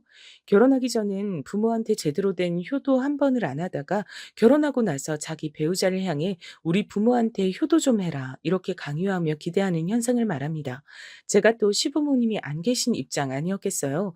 제가 대리효도를 강요당할 전제 조건 자체가 존재하지 않았는데 참 희한하게 남편이 저한테 그런 걸 기대하더라고요. 부모가 없으니까 자기 동생을 대상으로요. 당신이 상인이한테 휴무 언제냐고 전화 좀 해봐. 또 내가? 왜 자꾸 나보고 전화를 하라 그래? 그리고 휴무 언젠지 그걸 괜히 왜 물어봐? 괜히라니. 휴무 언젠지 물어보면서 그럼 휴무 날 뭐하고 시간 보내는지, 어떤 계획 있는지, 요새 건강은 좀 괜찮은지 이런 것도 같이 물어볼 수 있잖아. 딱 좋잖아. 그렇게 딱 좋으면 자기가 직접 자기 동생 좀 챙겨. 왜 나한테 자꾸만 시키려고 들어? 내가 하면 어색해서 안 돼. 뭐가 어색해? 그럼 뭐 난 안 어색한가? 형수 전화보단 형 전화를 그쪽에서도 덜 어색하게 여기지 않겠어? 아니야, 우린 안 그래. 형 전화는 한숨 쉬면서 받고 형수 전화는 한숨 안 쉬면서 받을 것 같아. 그러니까 상윤이한테 당신이 전화 좀 해봐. 아, 진짜 맨날 말로만 내 동생 하면서 정작 본인이 직접 하는 건 하나도 없지. 그거 되게 툴툴거리네. 하기 싫으면 하지 마. 전화하지 마. 상현이가 무슨 일 있음 자기가 직접 전화해서 알려주겠지. 소식 없음 아무 일 없다는 뜻일 텐데 굳이 전화하는 것도 웃길 것 같네. 그니까 연락하지 마. 아니, 왜 자긴 갑자기 소리를 지르고 그래? 화를 왜 내? 자긴 꼭 이렇게 다혈질이 발동하더라? 전화 내가 할게. 이따 밥 먹고 나서 좀 여유로울 때 전화하면 되잖아. 그럼 됐지? 제가 이렇게 일단락을 맺으면 남편은 입이 대빨 나와서 투덜투덜 거렸습니다. 그러면서도 본인이 직접 시동생한테 연락을 하겠다고는 안 하는 게 핵심 포인트였어요. 차라리 저희 둘 다 연락을 안 할지언정 본인이 연락을 하겠다는 선택지는 없었습니다. 말로만 떠드는 효도를 요새 아가리 효도라고 한다던데 남편도 그런 유형이었던 거죠. 대상은 부모가 아니라 동생이었지만요. 제가 원래대로 하면 별다른 접점 하나 없이 그저 그렇게 지냈을 법한 시동생과 연락을 종종 하게 됐던 건 남편의 이런 강요 아닌 강요 때문이었습니다. 결혼하고 나서 하나뿐인 가족은 챙기면서 살고는 싶고 그런 생색은 내고 싶은데 본인이 하긴 싫으니까 절 부려먹었죠. 시동생이 되게 무뚝뚝하고 정적인 사람이었어요. 말로는 크게 표현을 안 한 스타일이라고나 할까요? 언제 한 번은 무슨 대화를 하던 도중에 어쩌다 보니까 제가 바로 다음 주가 제 생일이란 얘기를 해버린 적이 있었어요. 아, 그러세요? 형수님 생신이시구나. 별 생각 없이 꺼낸 소린 거 아시죠? 그냥 무시하시면 돼요. 절대로 별 의미 두고 꺼낸 소린 아니었어요. 아, 네, 알겠습니다. 제가 괜히 민망해져서 횡설수설했을 때도 시동생은 단조롭게 반응한 게 끝이었어요. 그래 놓고 사흘 뒤에 집으로 무슨 택배가 와서 보니까 식사 대용으로 타먹는 선식이었습니다. 보니까 시동생이 보내준 것이었더라고요. 생각도 못한 터라 깜짝 놀라 연락을 했죠. 아, 그거요. 형하고 타 드시라고요. 제가 먹어보니까 그거 꽤 괜찮더라고요. 어머나, 혹시 제 생일이라고 사서 보내주신 거예요? 아닙니다. 그냥 보냈습니다. 에이, 맞잖아요. 제 생일이라는 얘기 듣고 바로 주문하신 거죠? 사실은, 네, 맞습니다. 아, 변변한 게 아니라서 좀 민망하네요. 전화 끊겠습니다. 시동생은 도망을 치듯이 전화를 끊어버렸어요. 되게 민망해하던 그 반응은 절 피식 웃음 짓게 만들었죠. 사람이 좀 뻣뻣해서 그렇지 속은 따뜻하다는 게 겪을수록 느껴졌어요. 속빈 강정하고는 거리가 먼 인물이었습니다. 속에 진심이 가득 차 있었습니다. 솔직히 인물이 좋은 건 아니었는데 볼수록 어딘가 정감이 가는 인상이었어요. 진실된 느낌이 묻어나온다고나 할까요? 게다가 성격이 진중하고 진솔되니까 그런 매력이 또 있었네요. 반면에 남편은 인물이 꽤 괜찮은 편이었습니다. 호쾌한 인상이었거든요. 이런 걸 두고 남편은 시덥지 않은 소리를 종종 뱉었습니다. 당신, 내가 살면서 가장 많이 들어온 소리가 뭐였는 줄 알아? 글쎄, 잘 모르겠는데? 바로 형만한 아우 없단 소리야. 그런 소리를 피식피식 웃으면서 뱉던 꼬라지가 절 어이없게 만들었습니다. 본인이 시동생보다 하여간 더 잘났다고 생각하고 있었죠. 이런 성격의 남편과 진중하고 사뭇 진지하기까지 한 시동생은 서로 잘 맞지 않았습니다. 두 성격이 아예 상극에 가까웠죠. 그래서 만약 시동생만 있었다면 제가 별로 그렇게까지 그쪽과 교류하며 잘 지내는 일은 없었을 거예요. 동서라는 존재가 있었기 때문에 연결고리 역할이 됐습니다. 제가 타고나길 친화적인 성격은 아니에요. 빨리 철이 안 들어서 엄마를 향해 모진 소리를 다 뱉으며 큰 것만 봐도 알 수 있듯이 말입니다. 그런 제가 처음부터 동서는 마음에 들어 했어요. 첫눈에 들어오는 동서의 특색이 있었기 때문입니다. 동서는 한쪽 다리를 살짝 저는 사람이었어요. 그리고 한쪽 볼 아래쪽에 화장으로도 미처 다 가려지지 않는 자국이 있었죠. 그게 화상 자국이라고 하더라고요. 어렸을 때요. 저희 부모님이 맞벌이로 일을 하시다 보니까 무척 바쁘셨는데, 그래서 친척 집에 잠깐 맡겨졌던 시절이 있었어요. 그런데 하필 그때 친척 집에 화재가 났던 거예요. 워낙 어렸을 때였으니까 그때 기억이 선명하진 않아도 많이 다쳐서 고생했던 것만은 생생하게 머릿속에 남아있네요. 아프다고 자주 울었던 것 같아요. 세상에, 동서 너무 안 됐다. 얼마나 아프고 힘들었을까. 친척들이 일부러 집에 불을 지른 건 아니라고 하지만 그래도 혹시 같이 살던 친척들이 원망스럽진 않았어? 나였다면 친척들도 원망스러웠을 테고 날 거기다 맡겨둔 부모님도 미웠을 것 같아. 음, 아니요. 별로 그런 원망은 안 해봤어요. 그냥 제가 남들보다 조금 운이 나쁜 사람이라고만 생각하면서 살았어요. 민망하게 웃어 보이던 동서의 얼굴은 위쪽에서 바라보면 화상 자국이 전혀 보이지 않아 어여뻤습니다. 하지만 화상 자국이 보이는 방향에서 바라보더라도 전 예쁘다고 생각을 했었어요. 빼어난 미인은 아니었어도 동서는 뭔가 청순한 느낌이 있는 여자였습니다. 그리고 조용한 미소를 잘 짓는 사람이었고요. 화재에 휘말려 크게 다쳤던 동서는 한쪽 다리의 통증을 이따금씩 느끼게 됐대요. 그래도 그걸 대수롭지 않게 여기며 지냈는데 시간이 지나면서 그게 문제로 번졌고 그쪽 다리를 조금 절게 되었던 겁니다. 특히나 중학교 시절부터 하필 다리가 그렇게 돼서 사춘기 때 마음고생을 알게 모르게 많이 한 모양이었어요. 친구들 사이에서 저에 대한 뒷말이 나오는 거, 비웃음이나 놀림당하는 거, 이런 거 나중 되니까 인이 박혀서 참을만 했던 것 같아요. 시간이 좀 지나서 일전에 절 놀렸던 친구들이 저에게 다가와서 전엔 미안했다고 사과를 한 경우도 있었고요. 그래서 버틸만 했는데요. 저희 부모님 앞에서 아무렇지 않은 척 싹싹하게 구는 거, 그게 가장 힘들었던 것 같네요. 저 때문에 힘들어 하실까봐. 전 그 앞에서 한 번도 힘들다는 내색을 못하면서 살아왔어요. 동서는 그렇듯 내면에 어쩔 수 없는 그늘을 지니며 살아온 사람이었습니다. 양친을 잃고 하나뿐인 형과 별로 친밀하지도 않게 살아온 시동생하고 둘이 뭔가 통하는 구석이 있었던 모양이더라고요. 동서가 말하길 시동생하고 결혼한다고 했을 때 사실 집에서 반대도 겪었다고 했습니다. 네가 뭐가 부족해서 그런 인물하고 결혼을 하느냐고 저희 부모님께서 그런 말씀을 얼마나 하셨던지 몰라요. 제가 너무 씩씩하게 아무렇지 않게 굴면서 지내왔더니 제가 정말 아무 부족한 점이 없는 딸이 줄. 그 두 분은 어느새 착각을 하게 되신 모양이었죠. 기분이 참 씁쓸하더라고요. 그래도 자식 이기는 부모 없다고 결혼 허락해 주셔서 제가 이렇게 지내고 있으니 정말 다행이죠. 조용하고 재미없긴 해도 저만 바라봐 주는 남자하고 결혼해서 전 행복해요. 결혼 잘했다 싶어요. 그랬구나. 자식이 아무리 좋은 배우잣감을 데리고 와도 자기 자식이 더 아깝게 느껴지시는 게 부모 마음이라잖아. 그래서 아마 동수한테 그러셨을 거야. 형님한텐 자꾸 이런저런 얘기를 다 하게 되네요. 형님이 편하게 절 대해 주셔서 그런가 봐요. 제가 혹시 너무 주제넘게 구는 건 아니겠죠? 만약 그렇다면 형님이 슬쩍 저한테 눈치 좀 주세요. 절대 아니야. 나야말로 동서가 너무 편하고 좋은데 나한테 만약 여동생이 있었다면 꼭 동서 같은 존재였을 것 같아. 저도요. 저한테 만약 언니가 있었다면 형님 같은 존재였을 거라고 속으로 생각한 적 있었는데 저희 통했네요. 동서가 배시시웃길래 제가 마주보고 씩 웃어주면서 참 예쁘다 이렇게 몇 번이고 말을 해줬습니다. 자기가 뭐가 예쁘냐며 놀리지 말라면서 동서가 순살을 쳤지만 전 진심이었어요. 동서가 참 예뻐 보이더라고요. 동서를 보면서 난 왜 이렇게 우리 엄마 생각이 날까? 후회되는 내 어린 시절들이 왜 이렇게 떠오를까? 저는 다리를 절뚝거리면서 걷고 한쪽 팔이 불편해서 잘 쓰지 못하는 그런 친정 엄마를 둔 사람이었으니까요. 처음부터 아픈 구석이 있는 동서가 전혀 낯설지 않고 익숙하게 느껴졌던 겁니다. 이제는 희귀병까지 앓고 계시는 엄마를 생각하기만 해도 가슴 한켠이 뻐근해지곤 했는데 그 감각은 아마 죄책감의 연장선일 듯 싶었습니다. 그래서 전 동서에게 잘 대해주고 제 모습을 통해서 과거 어린 시절에 절 채찍질하고 있었던 걸지도 몰라요.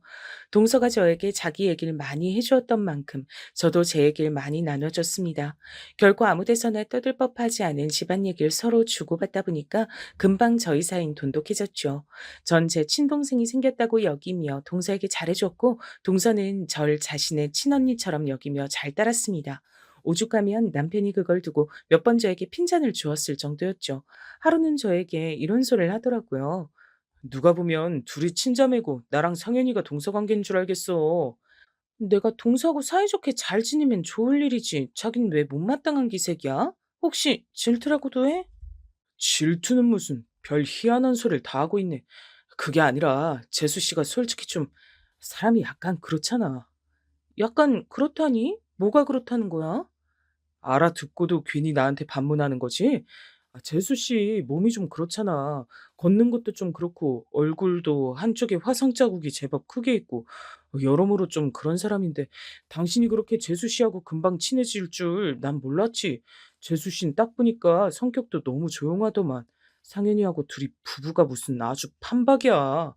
글쎄, 동선 내 앞에서 말도 잘하고 별로 안 조용한데 천천히 걸으면 다리 저는 것도 크게 표시 안 나고 화장 진하게 하는 날이면 얼굴에 화상 자국 있는지 없는지 언뜻 보면 헷갈릴 정도야. 그런 사람인데 뭐가 어떻다고. 당신은 말을 그렇게 하냐. 웃긴다. 당신이 이러니까 동서가 당신 앞에선 일부러 조용하게 구는 거 아닐까? 뭐라고? 하여간 성질머리가 이렇게 얌전하지 못해서야. 당신이 이러니까 내가 재수 씨하고 친한 게 신기한 일이라고 보는 거야. 극과 극인데 어떻게 어울려 지내지? 자기가 잊은 게 하나 있는 모양인데 우리 엄마. 아, 맞다, 장모님. 좀 여러모로 불편하신 분이었지? 재수 씨하고 같은 소속이네. 그러게, 이제 이해가 간다. 남자들은 원래 저렇게 배려심 없이 말을 찍찍 뱉는 건가 싶었습니다. 같은 소속이라고 표현을 하는 것도 너무 사람이 저급해 보였어요. 제가 결혼해서 잘 지내고 있다며 엄마께서는 이 점을 뿌듯해 하셨고 그 덕에 언제 죽어도 여한이 없다고 말씀하실 정도였지만 솔직히 저는 남편을 사랑하는 것과는 별개로 시간이 지날수록 인간적인 실망을 많이 느꼈습니다. 남편이 너무 세상을 바라보는 시간이 편협한 인물 같았고 말을 막 하는 경향이 있었기 때문이에요. 연애를 오래 했는데도 결혼하기 전엔 이런 부분을 크게 눈치채지 못하는 게 놀라울 따름이었습니다. 시동생하고는 워낙 오래 정감 없이 지내온 형제 사이라서 별 수 없다고 쳐도 동서한테만이라도 만나면 인사하느라도 다정하게 하고 태도를 좀 상냥하게 해달라고 이런 말을 제가 굳이 남편한테 해서 알려줘야 했어요. 그렇게 안타 이르면 남편은 계속 동서하고도 정남이 하나 없이 지낼 게 뻔했습니다. 그리고 전 저의 이런 행동을 뒤에 가서 후회하게 됐죠. 그런 후회하기 전에 비극적인 일이 먼저 닥쳤습니다. 시동생이 하루아침에 세상을 떠난 겁니다. 심장마비였어요. 어떻게 이런 일이. 아주 어릴 때 얼핏 외가 쪽에 심장마비로 돌아가신 어른이 두 분 계셨다고 듣긴 했는데 내 동생이 하필 심장 약한 걸 물려받았었나 보구나. 불쌍한 내 동생. 상현아, 형이 미안하다. 시동생의 영정 앞에서 남편은 보는 사람들이 숙연해져서 모두 고개를 떨굴 정도로 오래도록 오열을 했습니다. 동서는 핏기 하나 없이 초췌한 얼굴로 가만히 있었어요. 밀랍 인형 마냥 생기가 하나 없었습니다.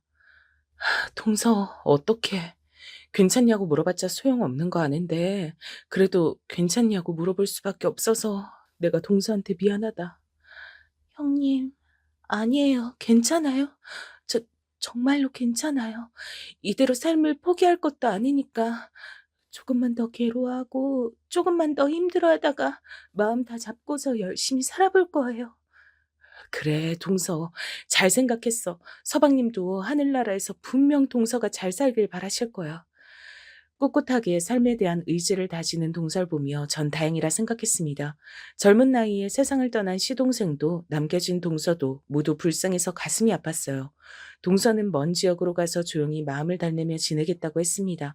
언제까지 그럴지 모르겠으나 조용히 살다가 다시 기지개를 켜고 싶은 마음이 들면 그때가 돼서 저에게 연락을 하겠다고 했어요. 전 동서의 선택을 응원해주며 아쉬운 마음 가득한 채로 헤어짐의 인사를 주고받았습니다. 부디 동서를 다시 만나는 게 그리 오래 걸리지만은 않길 바랄 뿐이었죠. 그리고 전 그 이후에 남편과 이혼을 했어요. 남편이 저와 이혼을 강력하게 원했기 때문입니다. 난 더 이상 아무하고도 같이 살고 싶지 않아. 결혼 생활도 너무 지겨워.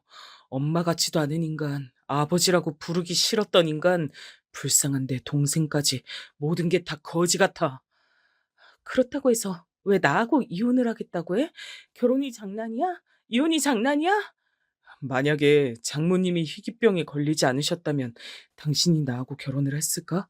뭐, 뭐라고? 갑자기 그런 소린 왜 해? 지금까지 말은 안 했지만 속으로 항상 생각해온 거였어. 당신이 과연 그런 상황이 오지 않았다 하더라도 나하고 결혼을 했을까? 난 아니라고 보는데. 나를 정말로 사랑하긴 하는 건지, 그냥 적절한 결혼 상대, 그 이상 그 이하로도 보지 않은 건 아닐지, 그런 의심이 계속 들었거든. 남편이 그 말을 하자마자 제가 뺨을 때렸습니다.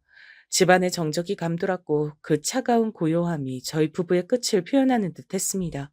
전 남편을 용서할 수가 없었어요. 제가 여태껏 결혼 생활에 얼마나 충실하며 제 마음을 다하며 남편을 평생의 동반자라고 여기며 살았는데 고작 그딴 의심이나 받고 있었던 게 모욕적이었습니다. 그리고 남편은 저에게 뺨을 더 맞아줄 수도 있으니까 제발 이혼이나 해달라 그랬죠. 제가 대답을 안 하자 제 앞에서 무릎을 꿇으며 거듭 이혼 의사를 밝혔습니다. 이렇게 병들어 버린 결혼 생활 더 이어가 봤자 무슨 소용이 있겠나 싶어 이혼을 해줬습니다. 남편에겐 미련이 없었는데 엄마에게 죄송해서 면목이 없었어요. 엄마, 미안해. 내가 또 나답게 굴어버렸어. 잘난 거 하나 없고 잘해낸 거 하나 없는 그런 나다운 모습을 엄마한테 또 보여주고 말았네. 남들 다 하고 사는 결혼, 그거라도 잘 해낼 줄 알았건만 내가 스스로를 과대평가했나 봐. 유진아, 괜찮아. 실패해도 괜찮고 쓰러져도 괜찮아. 우리 유진이 뒤에서 엄마가 다 지켜보고 있어. 네가 쓰러지면 얼른 달려가 일으켜 주려고 준비 중이고 네가 실패하면 얼른 어깨 두드려 주면서 다시 해보란 용기 불어넣어 주려고. 엄마는 항상 그런 준비가 되어 있는 채로 사는 사람이야. 그니까 이번에도 괜찮아. 우리 유진이 잘했다. 그동안 애썼다. 그 앞에서 제가 어린아이처럼 울고 말았습니다. 전 죽는 그날까지 엄마의 발끝도 따라잡지 못할 것만 같았어요. 위대하고 또 위대한 엄마란 든든한 버팀목. 그 덕분에 제가 시동생의 갑작스런 죽음부터 연락을 끊고 멀리 가버린 동서와의 이별, 그리고 당혹감과 상처가 가득했던 이혼이란 과정을 다 힘들게 지나왔음에도 멀쩡히 잘 지낼 수 있었던 것 같아요. 희귀병을 앓고 계신 엄마를 위해 제가 멈출 수 없는 노릇이었기에 열심히 일도 다니다 보니까 제 일상이 한결같이 이어졌고요. 그렇게 살다 보니 지난 일들에도 자연스레 묻은 마음이 들었습니다. 때때로 동서가 생각나서 잘 지내려나 싶은 궁금증과 염려가 동시에 들었죠. 특히나 엄마를 보고 있으면 동서가 떠오르기 마련이었기 때문에 더욱 그랬습니다. 그러던 어느 날 제가 정말 우연히 동서의 소식을 접하게 됐습니다. 이 세상에 영원한 비밀은 없다고 하던데 그 표현이 정말 맞더라고요. 여러분, 젊은 사람들은 거의 다 하고 요새는 나이 드신 분들도 꽤 많이 하는 SNS가 뭔지 아시죠? 제가 원래 그런 걸 안 하고 살다가 직장 동료가 시작해보라고 권해서 해봤거든요. 그러다 제가 SNS에서 동서의 소식을 접한 겁니다. 동서의 친척으로 추정되는 인물이 놀랍게도 동서의 결혼 소식을 올려놓은 거예요. 웨딩드레스를 입은 동서가 사진 속에서 환하게 웃는 모습이었습니다. 그리고 사진상에서 신랑은 팔 부분만 나와 있었어요. 신부가 주인공인 사진이었거든요. 뭐? 동서가 결혼을 한다고? 이 사람이 마침 예식장하고 시간을 적어 놓고 이때 간다고 했으니까 나도 그날 시간이 되면 가볼까? 동서가 깜짝 놀라서 우는 건 아닌가 모르겠네. 괜히 민망해서 저한테 이 좋은 소식도 못 전했을 동서가 안쓰러웠어요. 동서와 저의 공통점이 있다면 결혼식을 따로 정식으로 안 올리고 간단한 식사 자리를 갖는 것으로 끝냈단 거예요. 전 결혼식에 딱히 미련이 없었지만 동서가 결혼식을 올린다는 게 괜스레 가슴이 벅차올랐습니다. 꼭 가서 동서를 봐주고 와야겠다는 생각이 들었어요. 당일에 부지런히 준비를 해서 장소로 가봤더니 정말로 동서가 신부인 예식장 홀이 있었습니다.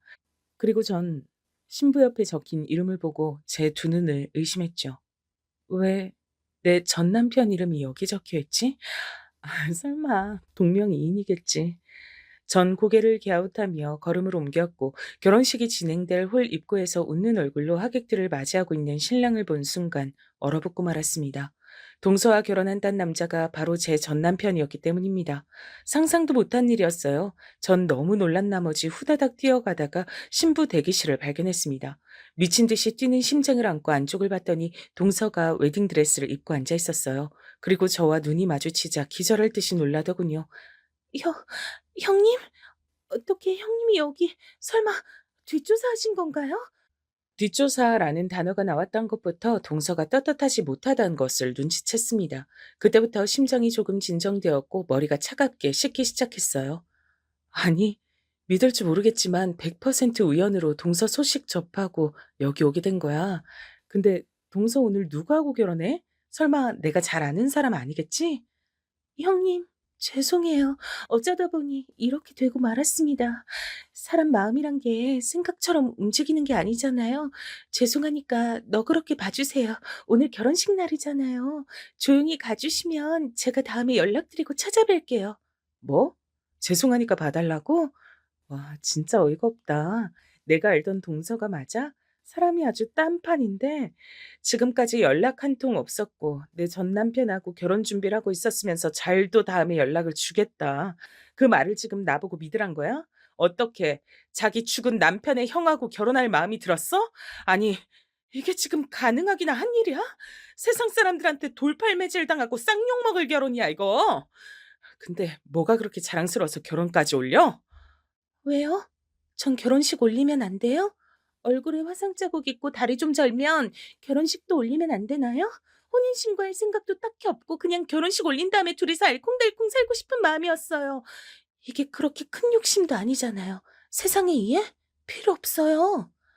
갑자기 눈빛이 돌변한 동서의 얘기를 듣고 전 어릴 적에 어떤 어른께서 저에게 해주셨던 말씀이 떠올랐습니다.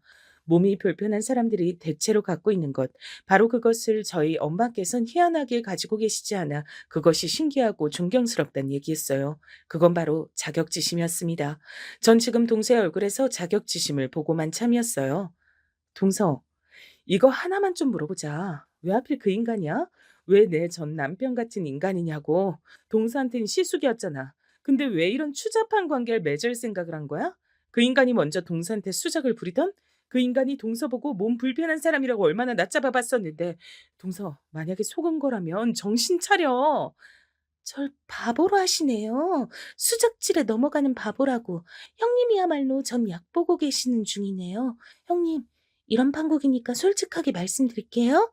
전 오빠가 잘생겨서 좋았어요. 당당하고 활기차서 좋았어요.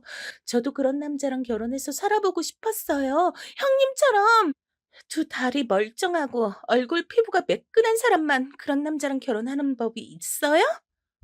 동서가 씩씩거렸고 전 기가 막혀서 말문이 턱 막힌 채로 허탈하게 웃으며 돌아섰습니다.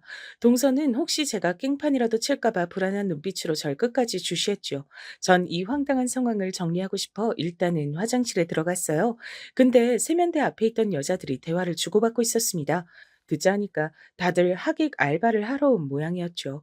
그럼 그렇지 떳떳하지 않은 결혼식이라 죄다 하객 알바를 고용한 것이었습니다. 이제 어떻게 해야 하는지 고민하던 저는 문득 화장실에 장애인 전용 칸을 바라보다 친정 엄마를 떠올렸습니다. 갑자기 오늘 이 순간을 후회로 남기고 싶지 않아지더라고요. 고장 나가서 홀 안에 신랑 측 하객들을 살펴봤어요. 이쪽도 하객 알바로 가득했지만 느낌상 전 남편의 직장 동료들로 추정되는 인물들도 꽤 있었습니다. 직장 동료들 앞에서 결혼식을 올릴 생각으로 뿌듯한 미소를 짓고 있는 전 남편을 슬쩍 쳐다본 뒤 전 예식장 밖으로 나가 케찹을 구입했습니다. 토마토 케찹 2개를 구입해서 그걸 들고 성큼성큼 예식장 홀로 들어섰죠. 상간녀, 상간남의 결혼식장에서 폭로를 잘못했다가 명예훼손인지 뭔지 하는 걸로 고소를 당했다는 일화를 인터넷에서 본 게 떠올랐어요. 그래서 전 제가 할 수 있는 선 안에서 최선을 다하기로 했습니다. 혹시라도 제가 난리를 칠까봐 그게 걱정이었던 건지 동서가 파리해진 안색으로 신부 대기실에 있다가 이제 신부 입장을 위해 이동하려던 참이었습니다. 저는 조금의 망설임도 없이 그쪽으로 다가가서 케찹을 발사했어요. 안 돼, 내 드레스. 어? 미안해. 내 손이 미끄러졌어. 저녁 식재료로 산 건데. 아까워라. 세탁비 물어줘야겠다. 얼마야? 5만 원? 10만 원? 형님, 미치셨어요? 이제 이걸 어떡하란 거예요? 하얀 드레스에 빨간 오물이 묻다니. 아무래도 그쪽만 묻은 건 너무 튀니까 다른 쪽도 다 뿌리는 게 낫겠다. 그러면서 전 케첩을 더 뿌렸습니다. 거대한 웨딩드레스에 갇힌 동서의 몸은 절 피할 수 없었고 비명을 지르며 저에게 당하는 수밖에 없었습니다. 예식장 직원들이 모두 기함을 하는 사이 저는 걸음을 옮겨서 홀 안으로 향했어요. 마침 신랑 입장 순서 직전이었습니다. 전 씩씩하게 걸음을 옮기려던 남편에게 다가가서 거침없이 나머지 케첩을 확 뿌렸습니다. 얼굴을 향해 뿌렸는데 가슴팍으로 조준이 됐더라고요. 고맙게도 옷 중에서 그 부분만 하얀색이었기에 단번에 망쳐놓을 수 있었죠. 이게 대체 무슨, 어, 어, 당신, 아니, 어떻게. 그건 내가 묻고 싶은 말이다, 인간아. 어떻게 하면 대체 자기 죽은 동생의 아내하고 결혼식을 올릴 마음이 들었어? 주둥이로만 허구한 날 불쌍한 내 동생 이지랄 하면서 행동으로는 한 번도 자기 동생 안 챙길 때부터 내가 그 썩은 인성 알아보긴 했었지. 하늘에서 네 동생이 널 저주하고 있을 거다, 이 양심 없는 미친놈아. 비록 하객 알바로 가득한 곳이었지만 모두가 깜짝 놀라 짧은 비명을 지르며 자리에서 벌떡 일어나길래 제가 아주 뿌듯해졌죠. 전 남편은 제가 뿌린 토마토 케찹보다도 더 붉어진 얼굴로 입술을 꽉 깨문 채였습니다. 내가 이래서 너하고 이혼한 거야. 고분고분하고 참하고 남자의 보호 본능을 자극하는 여자하고 살고 싶지. 너처럼 할 말 다 하고 성질머리 드센 여자하고는 더 안 살고 싶더라고. 전 남편이 입새로 그렇게 중얼거리길래 전 아주 큰 목소리로 대답을 해줬어요. 뭐라고? 재수 씨랑 결혼하고 싶어서 나하고 억지로 용을 쓰고 이혼한 거라고? 세상에, 자기 재수 씨랑 결혼하기 위해서 아내를 버리는 남자도 있구나. 그런 쓰레기랑 내가 결혼 생활을 했었다니. 아유, 어쩐지 이혼하고 나서도 한동안 몸에서 쓰레기 냄새가 안 빠지던데. 그게 다 네 놈 때문이었구나. 이제 전 남편의 얼굴은 터질 듯하였고 당장이라도 절 한 대 치고 싶어서 어쩔 줄 모르는 것 같았습니다. 전 피식 웃으며 홀가분하게 돌아섰어요. 신부 대기실 쪽에서 엉엉 우는 동생 소리가 들려왔습니다. 설마 이 정도 각오도 안 하고서 붙어먹었던 거야?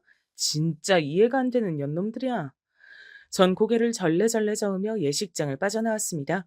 집으로 돌아가자 엄마께서 주말에 무슨 약속이 있어서 나갔다 왔는지 물어보셨는데 전 바로 대답은 않고 평생 안 하던 짓을 해버렸어요. 엄마의 앉은 무릎을 베고 누워버렸던 겁니다. 제 행동에 놀라시던 엄마께서 이내 웃으시며 제 머리칼을 만져주셨어요. 역시 엄마가 최고란 생각이 들었네요. 궁금해서 얼마 후에 소식을 일부러 찾아봤는데 전 남편 놈이 직장 내 소문이 안 좋게 쫙 퍼져서 울며 겨자 먹기로 사직서를 낸 모양이었습니다.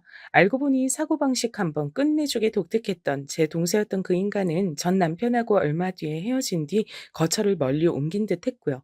한때는 제 친동생처럼 여기며 잘 지냈던 사이였기에 곱씹으면 이루 말할 수 없이 씁쓸했지만 이런 게 바로 인생의 맛이겠거니 생각하며 마음을 다스렸답니다.